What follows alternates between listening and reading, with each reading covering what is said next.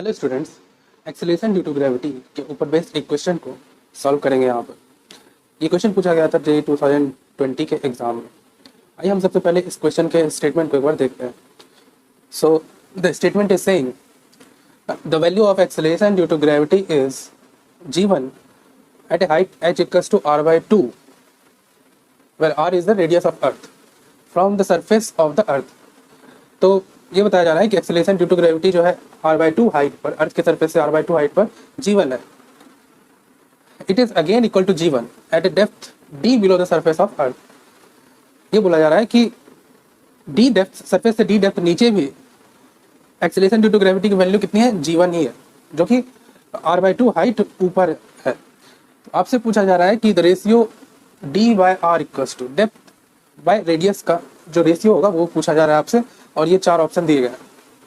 तो आइए हम सबसे पहले ना h equals to r/2 height पर एक्सेलरेशन ड्यू टू ग्रेविटी निकालते हैं। तो h हाइट पर जो एक्सेलरेशन ड्यू टू ग्रेविटी का जो फॉर्मूला होता है, जो g1 है यहाँ पर, इक्वल्स टू gm/r+h का होल स्क्वायर, ये फॉर्मूला होता है।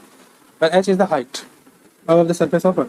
h की वैल्यू r/2 रख देते हैं, तो gm/r+r/2 का whole square, this will become, इसको आप इक्वल कीजिए तो ये हो जाएगा gm/3/2r का whole square, which will be equal to 4/9 gm/r square. तो ये देखिए g1 की वैल्यू, g डैश नहीं है, g1 है, g1। तो g1 की वैल्यू हमारे पास आ गया।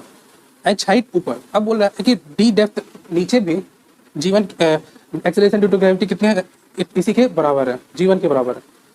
तो हम ना अर्थ के अंदर में के पॉइंट पर r डिस्टेंस पर एक्सेलरेशन ड्यू टू ग्रेविटी निकालते हैं। अब हम अर्थ के इनसाइड के एक पॉइंट पर, जो कि r डिस्टेंस सेंटर से है, वहाँ पर एक्सेलरेशन ड्यू टू ग्रेविटी निकालते हैं।